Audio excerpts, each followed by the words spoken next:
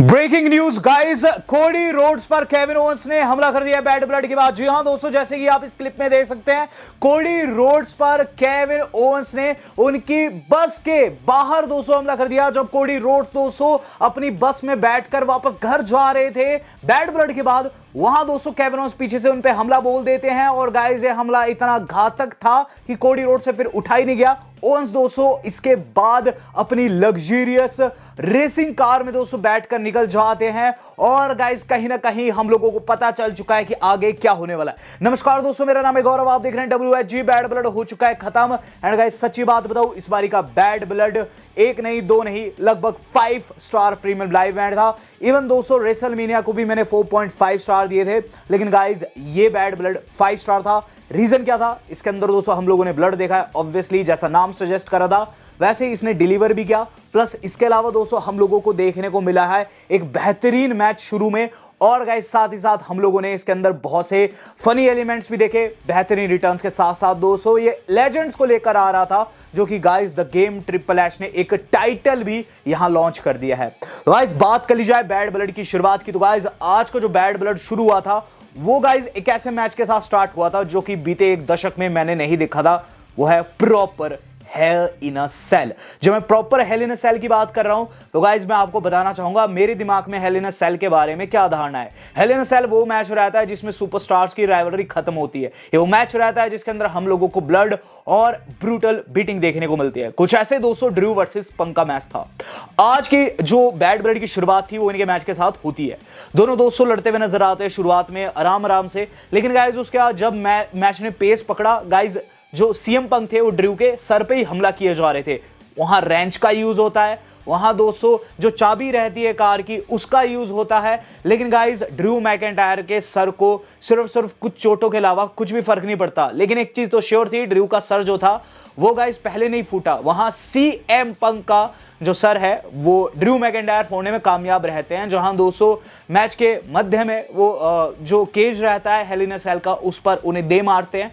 उसके बाद CM Punk बहने लगते हैं, लेकिन सीएम पंक ने भी देरी नहीं लगाई और कुछ देर बाद ड्रू मैकिंटायर के सर से भी खून आने लगा। जब दोस्तों वो की उनके सर में दे मारते हैं, जब वो रेंच उनके सर में दे मारते हैं बेसिकली, तो गाइस ड्रू मैकिंटायर जिस तरीके से बहे मैंने तो किसी को नहीं देखा। वहां दोस्तों लिटरली नदियां बहने लगती है दोनों की खून की। और उसके बाद दोस्तों क्लेमोर बसती है सीएम पंक को, लेकिन सीएम पंक किक आउट कर देते हैं।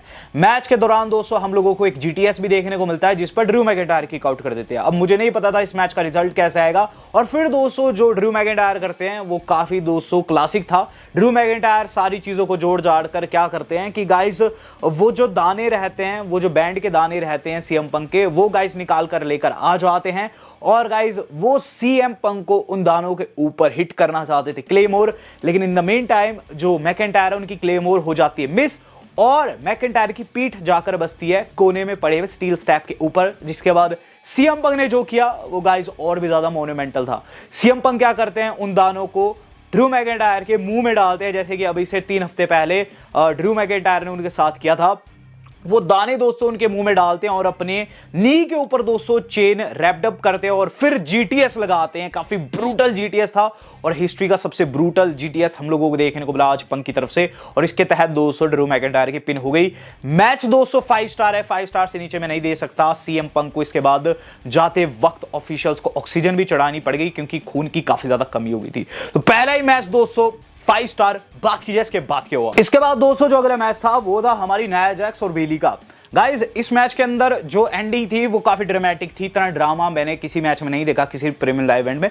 होता क्या है कि जो रेफ रहती है जेसिका, जो कि रेफरी रहती है अमूमन महिलाओं के मैचेस में, वो गाइस नाया जैक्स के द्वारा टेक आउट हो जाती है गलती से। और अब दोस्तों बेली अपना रोज प्लांट भी लगा देती है, लेकिन ऑब्वियसली रेफ डाउन था तो पिनफॉल नहीं हो पाती है। टिफनी स्ट्रैटन आ जाती है जो कि अपने ब्रीफ केस से टेक आउट करती है बेली को, लेकिन जैसे ही रेफरी उठती है उन्हें ब्रीफ केस नीचे पड़ा हुआ मिलता है, वो उसे पकड़ती है और जेसिका जो है रेफ जो है वो देने को आगे बढ़ती है टिफनी को कि नाया जैक्स उठ जाती है। और नाया जैक्स के सामने जो वहां प्रतीत होता है वो कुछ ऐसा प्रतीत होता है कि टिफनी कैश इन करने आ रखी है, तो नाया जैक्स उन्हें गुस्से में चौड़ी हो जाती है। इन द मेन टाइम दोस्तों बेली मौके को भुनाने की कोशिश तो करती है, लेकिन गाइज यहां फिर से टिफनी मदद कर देती है नाया जैक्स की, जहां ब्रीफ केस बाहर से फेंक देती है बेली की ओर जो कि ऊपर चढ़ी हुई थी, और बेली ने उसे ब्रीफ केस को जो था उसे जैसे ही साइड किया, उन्हें दोस्तों ऊपर से लगी समवन ड्रॉप और उसके बाद बंजाई ड्रॉप।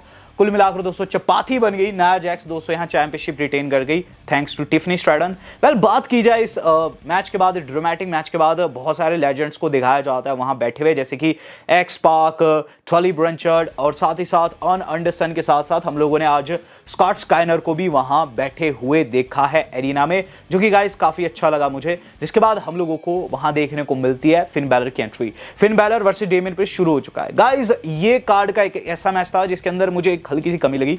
डेमियन प्रिस्ट को लिटरली अंडरटेकर जैसा बुक किया। वो अंडरटेकर जैसे दिखते तो है, लेकिन आज पहली बार उन्हें अंडरटेकर जैसे बुक किया।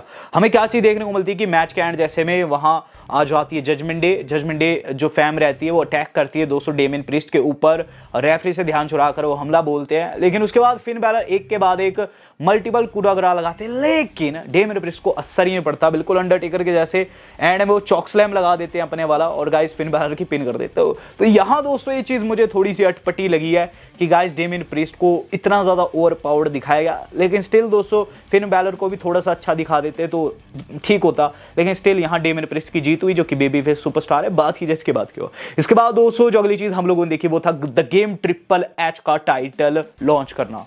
द गेम ट्रिपल एच आए रिंग के अंदर, उन्हें काफी अच्छी ओवेशन मिली, ओवेशन मिलनी भी थी, इतना अच्छा शो जा रहा था। ट्रिपल एच आते और ये चीज बता दे आज एरिना में लगभग 16,092 लोग आ रखे हैं और ये बिगेस्ट गेट है इस एरिना का। हिस्ट्री बता दे अपनी उस एरिना के साथ।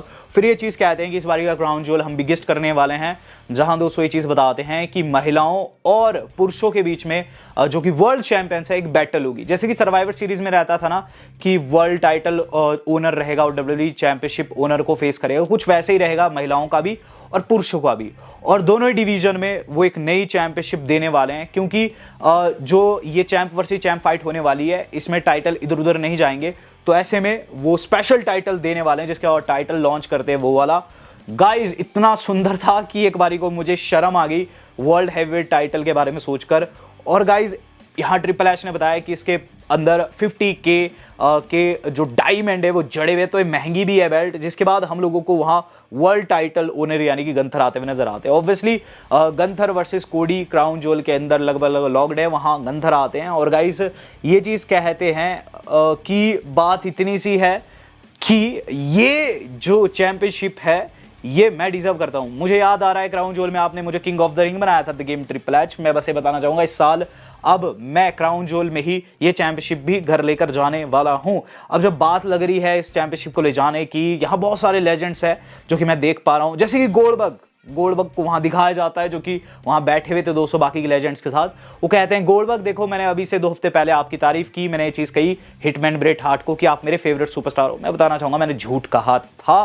बात इतनी सी है कि तुम जैसा पोनी सुपरस्टार मेरा तो आइडल नहीं हो सकता। जिसके बाद एक बड़ा थर्ड सुनने को मिलता हुआ गोल्डबर्ग की पत्नी भी हंसने लगती है। लेकिन उसके बाद गंथर जो कुछ कहते हैं वो क्या कहते हैं, वो ये चीज कहते हैं कि एक और चीज मैं कहना चाहूंगा गोल्डबर्ग के बेटे से कि आई होप तुम्हारा पिता एक बेहतर पिता होगा बजाय एक बेहतर रेसलर के। इस पर गोल्डबर्ग को बहुत ज्यादा गुस्सा आ जाता है और गाइस वो बैरिकेड टाप के वहां अटैक करने को आ जाते हैं गंथर के ऊपर, लेकिन फिर बहुत सारे ऑफिशियल्स आकर गोल्डबर्ग को रोकने की कोशिश कर दे। इन द मेन टाइम दोस्तों जो हमारे सेमी ज़ेन अटैक बोल देते हैं वहां गंथर के ऊपर और गाइस उन्हें पीटते पीटते रैंप के ऊपर ले जाते हैं, जहां बहुत सारे ऑफिशियल्स आकर सेमी को रोकने में कामयाब रहते हैं। इन द मेन टाइम जो अंदर गोल्डबर्ग थे ट्रिपल एच से जाकर मिलते हैं, ट्रिपल एच उनका हाथ खड़ा करते हैं, जो कि गाइस अपने आप में काफी हिस्टोरिक था, क्योंकि ये एक टाइम पर काफी कट्टर दुश्मन होते थे रियल लाइफ के, लेकिन अब ये काफी अच्छे दोस्त हैं। तो गोल्डबर्ग को भी कहीं ना कहीं दोस्तों डब्ल्यू वालों ने फ्यूचर मैच के लिए टीज कर दिया गंथर के साथ।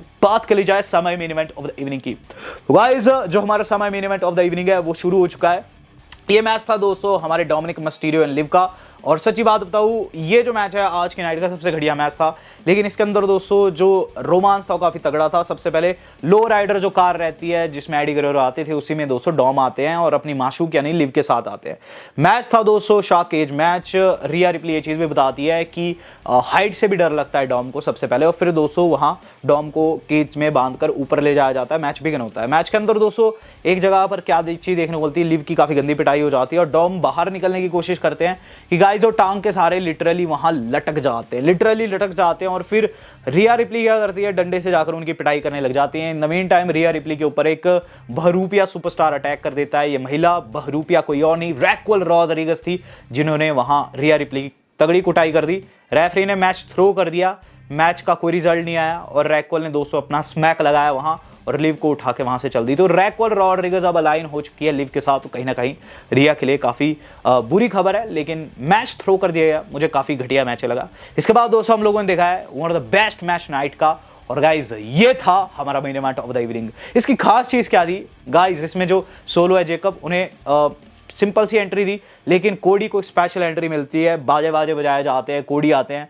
मुझे लगने लगा कि अब रोमन की एंट्री का क्या होगा, लेकिन रोमन को जो एंट्री दी ना, लिटरली दोस्तों गूज बम्स आ गए। वहाँ दोस्तों पूरा का पूरा क्रू आ रखा था, वहाँ दोस्तों बिल्कुल ढोल वोल बज रहे थे, वहाँ दोस्तों पियानो बज रहा था, वायलेंस बज रहे थे, फुल फील चली हुई थी दोस्तों। और रोमन रेंस की एंट्री जैसे कि वैसे लगभग 1-1.5 साल पहले रेसलमेनिया में देखी थी ना, वही स्टाइल में दोस्तों एंट्री थी, लेकिन इस बारी गूस बम्स ज्यादा थे। ये रोमन रेंस एक लंबे टाइम के बाद अपना मैच लड़ने वाले थे। रोमन रेंस की एंट्री होती है, कोडी से पूछते हैं कि तैने लड़ना है या फिर मैंने लड़ना है पहले, तो कोडी कहता है कि मैं ओपनिंग करता हूँ, जिसके बाद कोडी ओपनिंग करते हैं। कोडी को ओपनिंग पर काफी अच्छा सपोर्ट मिलता है ऑडियंस की तरफ से, लेकिन लोग चिल्लाते OTC वी वांट रोमन ठा ठा ठा, जिसके बाद वो रोमन को टैग देते हैं। रोमन दोस्तों जैसे ही अंदर आए, लोगों की तरफ से दोस्तों जैसा पॉप पाता है, लिटरली दोस्तों कान खुश हो गए, बिल्कुल मजा आ गया। फिर उसके बाद रोमन रेंस दोस्तों अंदर डोमिनेट करने लगते हैं, जिसके बाद हमें चीज देखने को मिलती है। इसके बाद दोस्तों फिर से टैग जाता है कोडी की तरफ, कोडी पिटने लग जाते हैं, कोडी की तगड़ी पिटाई होती है थैंक्स टू जेकब फाटू दोस्तों काफी ओवर पावर्ड लगते हैं। लेकिन एंड जैसे में दोस्तों रोमन रेंस के पास वापस टैग जाता है, जो कि इवेंचुअली दोस्तों सोलो सिकागो को सुपरमैन पंच लगा देते हैं, लेकिन जेकब फाटू दोस्तों उन्हें स्पीयर नहीं लगाने देते।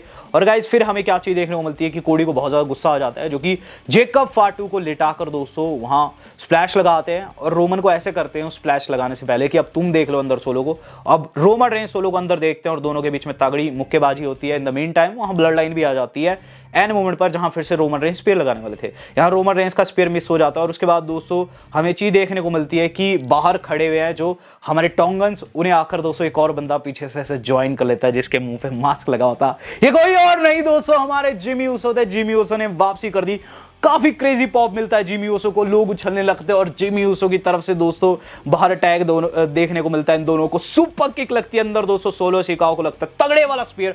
1, 2 and 3 Roman Reigns and Cody match को जीत जाते हैं, जिसके बाद जिमी रिंग के अंदर जाते हैं और गाइस बिल्कुल दिल खुश हो जाता है, लिटरली आंसू आने वाले थे। जिमी एंड रोमन गले लगते हैं।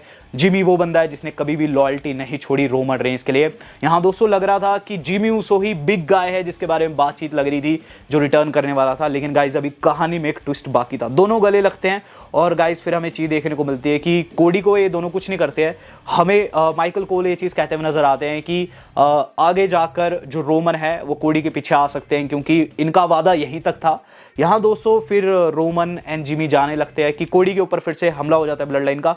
जिमी कहते हैं भाई हमें उनकी मदद करनी चाहिए, जिसके बाद वापस जाके फिर से कोडी को सेव करते हैं और इन 3-4 जितने भी सुपरस्टार है ब्लड लाइन के, न्यू ब्लड लाइन के, इनके ऊपर अटैक करते हैं, जिसके बाद रोमन वो चैंपियनशिप उठाते हैं ना, उन्हें पुरानी यादें ताजा हो जाती है, लेकिन ज्यादा देर तक होल्ड नहीं करते, कोडी को वापस दे देते हैं। यहाँ मुझे लगता है कि शो खत्म होने वाला है। Hit this smell the rock दोस्तों वहां लौट आए, द बिग गाय दोस्तों रॉक ही थे।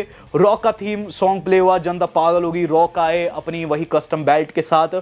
रॉक ने दोस्तों देखा रोमन कोडी की तरफ और आईब्रो रेस किया, यानी कि बेटा ये क्या चल रहा है, जिस पर हमें दिखाया जाता है कि ब्लड लाइन वहां से रफू चक्कर हो रही थी ऑडियंस में से। और उसके बाद रॉक कैसे करते हैं 1 2 3 4 5 और उसके बाद और वहां से निकल जाते हैं। कुछ इस तरीके से दोस्तों बैड ब्लड खत्म हुआ। लेकिन बैड ब्लड के बाद दोस्तों जो अपडेट आ रही है वो ये कि गाइस केविन ओवेंस ने कोडी पर हमला कर दिया है, विच मीन्स दोस्तों अब आगे रोमन वर्सेस कोडी नहीं बल्कि केविन ओवेंस वर्सेस कोडी होगा। और गाइस एक क्लिप आगे चलाई जाएगी शायद से स्मैकडाउन में, लेकिन जो भी है कोडी के साथ काफी गलत हुआ है आफ्टर बैड ब्लड। आपको बैड ब्लड कैसा लगा है, do let me know on the comment box. Video आज कितनी थी, वेल दोस्तों आज तक के लिए इतना ही, धन्यवाद, शुभ है।